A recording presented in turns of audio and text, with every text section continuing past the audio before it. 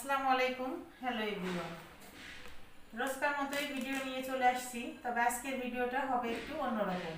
বন্ধুরা, এই যে টেবিলে কিন্তু অনেক কিছু জিনিসপত্র দেখতে পাচ্ছেন।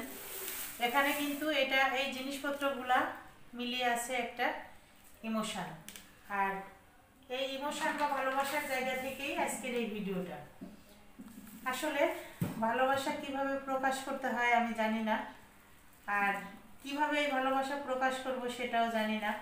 অনেকে হয়তো মনে করতে পারেন যে কেউ কিছু দিলেই কি সেটা পাওয়া মানেই ভালোবাসা, বা সেটা পেয়ে দেখাইতে হয়, এটাই কি আপনার ভিডিও? না, আসলে এই ভালোবাসাটা যদি আমি আপনাদের সাথে প্রকাশ না করি তবে এটা আমার কাছে মনে হয় অসম্পূর্ণ থেকে যাবে।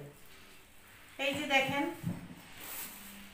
বোন নাই, কিন্তু বোন না থেকেও বোনের মতো ভালোবাসা পাওয়া কিছু জিনিসই আজ আপনাদের সাথে শেয়ার করছি। এখানে অনেকগুলো জিনিসপত্র আসছে আজ আমার বাসায়, যে জিনিসপত্রগুলো গ্রাম থেকে সেই ভাবি বা বোন যেটাই বলেন না কেন, ওনার মা বাবা নিয়ে আসছে ওনার বাসায়, আর সেখান থেকেই উনি এই যে আমাকে শেয়ার করেছে। আর দেখেন এত পরিমাণে জিনিসপত্র উনি আমাকে দিয়েছে। এখানে কিন্তু এই যে মনে হয় 2.5 লিটারের মতো। এটা হচ্ছে এই যে শীতের সময়ে মজাদার সেই মান কচু, যেটা মাংস দিয়ে রান্না করলে অসাধারণ লাগে খেতে। কখনো কখনো শোল মাছ বা কই মাছ দিয়েও কিন্তু রান্না করে খাই। এটা যারা খেয়েছেন বা যারা পছন্দ করেন তারা জানেন এটার স্বাদ। আর এটা হচ্ছে সম্ভবত হাঁসের মাংস।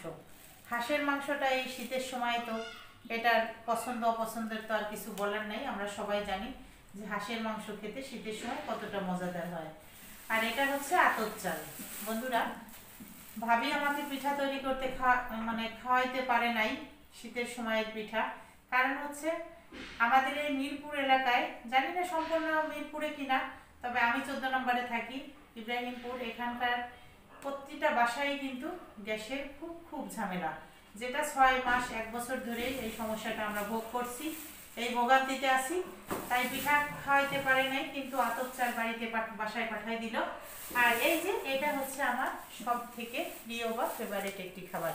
এটা হচ্ছে এই যে কুমড়া বড়ি বা মাসকলাইয়ের বড়ি যেটা বলে। দেখেন বন্ধুরা কতগুলা পরিমাণ দিয়েছে। আর প্রতি বছরই কিন্তু ভাবির মা এটা সেই গ্রাম থেকে আমাকে উদ্দেশ্য করে এই বড়িগুলা ভিন্ন করে পাঠায়। ভাবিরটা ভিন্ন আর আমারটা হচ্ছে ভিন্ন। আর এখানে হচ্ছে এই যে ভাই যেহেতু ডিফেন্সে আছে, পুলিশে, সেই ক্ষেত্রে প্রতি মাসে আমার জন্য 5 কেজি করে আটা বরাদ্দ থাকে ভাবির পক্ষ থেকে। বন্ধুরা, এবার বলেন এই ভালোবাসা কি আপনাদের সাথে শেয়ার না করলে হবে?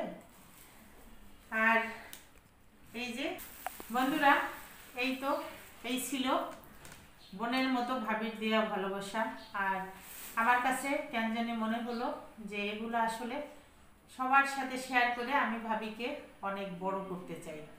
ভাবি যে বড় মনের মানুষ, আর ভাবি যে খুবই ভালো মানুষ, সেটা আপনাদের সাথে একটুখানি শেয়ার করলাম।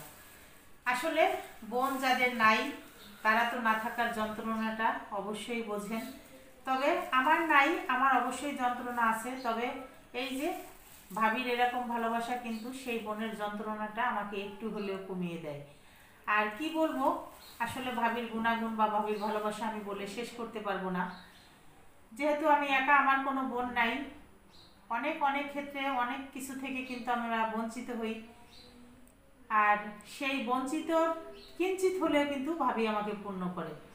সেটা পিঠা আটা খাবার দাবার যে কোনো ধরনের কিছু, সেটা আমার বাচ্চাদের ক্ষেত্রেও কিন্তু অনেক সময় হয় যে বাচ্চারা একটা খাবার পছন্দ করে, ভাবি অনেক সময় চেষ্টা করে যে তাদের পছন্দের একটা খাবার তৈরি করলে বা করে আমার বাসায় পাঠায়।